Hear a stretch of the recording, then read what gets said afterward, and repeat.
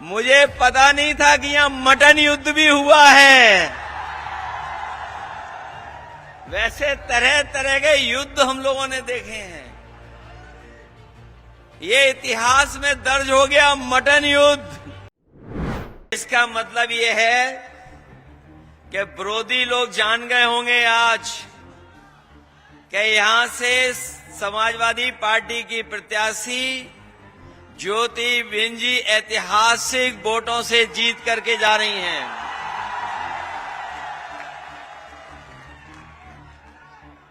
और केवल आपको अब मतदान करना है, वो भी पूरी सावधानी के साथ। मतदान के समय पर पूरी सावधानी।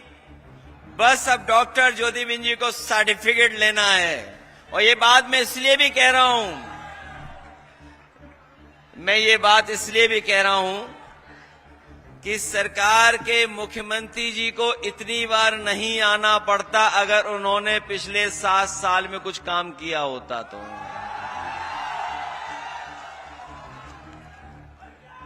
7 साल। अभी दिल्ली की सरकार का हिसाब किताब नहीं जोड़ा है मैंने। उत्तर प्रदेश की सरकार और दिल्ली वालों की सरकार, बताओ कितने सालों से चल रही है। और उसके बावजूद भी पूरी सरकार लगी हुई है यहां पर। न केवल सरकार लगी हुई है, जब उन्हें पता लग गया कि जनता उनका साथ नहीं दे रही है तो उन्होंने अधिकारियों को आगे कर दिया, कर्मचारियों को आगे कर दिया। लेकिन अधिकारी और कर्मचारी मनी मन ये जानते भी हैं कि अब भारतीय जनता पार्टी बचने वाली नहीं है यहां पर। और तब वैसे तो कुछ चीजें बहुत लोकप्रिय हो जाती हैं। कभी कभी कारण नहीं पता लगता है कि क्यों लोकप्रिय हो रही हैं चीजें। लेकिन इधर आपकी विधानसभा की कुछ चीजें, कुछ घटना बड़ी लोकप्रिय हो गईं। मुझे पता नहीं था कि यहां मटन युद्ध भी हुआ है। वैसे तरह तरह के युद्ध हम लोगों ने देखे हैं। ये इतिहास में दर्ज हो गया मटन युद्ध। ये जो मटन युद्ध हुआ है, ये जो खींचातानी मची है, ये तो आपको देखने को मिल गई। वरना दिल्ली और लखनऊ के इंजन पहले से ही टकरा रहे थे, टक्कर मार रहे थे एक दूसरे को। न केवल सरकार के इंजन टकरा रहे थे, बल्कि इनके नारे भी अब टकरा रहे हैं। नारों में भी एक दूसरे लोग टकरा रहे हैं। और जो हमारे मुख्यमंत्री जी हैं, वो समाजवादियों से डरे हुए हैं। और डरे न होते तो कभी एक संत की कोई ऐसी भाषा होती है। हमारे यहां और आपके यहां सब जगह परंपरा ये है कि जो ज्ञानी होता है, जो जानकार होता है, वो कम बोलता है और मौन रहता है। इसीलिए हमारे आपके यहां मौनी बाबा, मौनी परंपरा है। लेकिन हमारे मुख्यमंत्री जी को तो कुछ उल्टा पुल्टा ही समझ में आता है। क्या नारा दे रहे थे वो? बटेंगे तो कटेंगे। लेकिन पीडीए के लोगों ने कह दिया हम लोग जोड़ेंगे और जीतेंगे भी।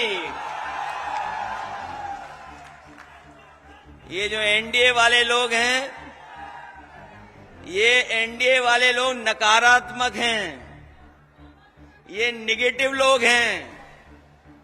और इनकी जो एनडीए की शुरुआत होती वो नकारात्मक शुरुआत है। एंड मतलब नकारात्मक। और ये नकारात्मक केवल हमारे आपके लिए नहीं है, ये नकारात्मक लोग हैं हमारे दलित भाइयों के लिए, ये नकारात्मक लोग हैं हमारे पिछड़ों के लिए, ये नकारात्मक हैं आदिवासियों के लिए, ये नकारात्मक हैं हमारे अल्पसंख्यक भाइयों के लिए, और इनकी नकारात्मक सोच है हमारी आधी आबादी के लिए भी। ये एनडीए के लोग और खासकर भारतीय जनता पार्टी के लोग नकारात्मक लोग हैं। और सोचिए क्या फुल फॉर्म निकाला हमारे मुख्यमंत्री जी ने। पीडीए का फुल फॉर्म कुछ निकाला था किसी सभा में, मुझे ये समझ में नहीं आया कि एच कहां से आ गया, पावर हाउस कहां से बन गया पीडीए। और सोचिए पीडीए से इतने डरे हुए हैं कि इन्हें डीएपी की बोरी भी पीडीए नजर आ रही है। जो डीएपी है, जो डीएपी है वो भी इन्हें पीडीए नजर आ रहा है। सोचो आप, इतने घबराए हुए हैं। और अगर ये जनता का जो समर्थन जान जाएंगे और देख लेंगे, अपने आप हिलते हुए नजर आएंगे। अब ये मुकाबला नहीं कर पाएंगे हमारा आप। जब पिछले चुनाव में मैं आपके बीच में आया था तो मैं कह रहा था कि बोरी में से चोरी हो रही है, लेकिन हमारे किसान भाई जानते होंगे, गरीब जानते होंगे, अब तो डीएपी की पूरी बोरी चोरी हो गई। कहीं डीएपी मिल रही हो किसानों को तो बताओ हमें। जब किसान को जरूरत है अपने खेत की पैदावार को बढ़ाने के लिए, उस समय ये सरकार डीएपी उपलब्ध नहीं करा पा रही, खाद उपलब्ध नहीं करा पा रही, आय दोगुनी की बात की, धान की कीमत नहीं दिला पा रही। अगली फसल जो आएगी उसकी तैयारी नहीं की है सरकार ने कि खरीदेंगे किस कीमत। और क्या कहते हैं कि हम $1 ट्रिलियन इकोनॉमी बनाएंगे।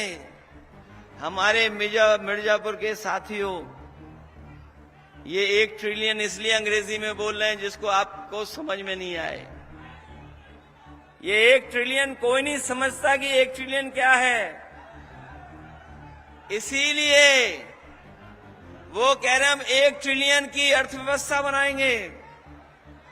और क्या कहते हैं कि कानून व्यवस्था के सवाल पर हम जीरो टॉलरेंस है, हमारी जीरो टॉलरेंस है। इनकी जो जीरो टॉलरेंस है कानून व्यवस्था, वो पूरी जीरो हो गई। पहले तो आपको पता होगा कि पुलिस चोर बदमाशों को पकड़ती थी।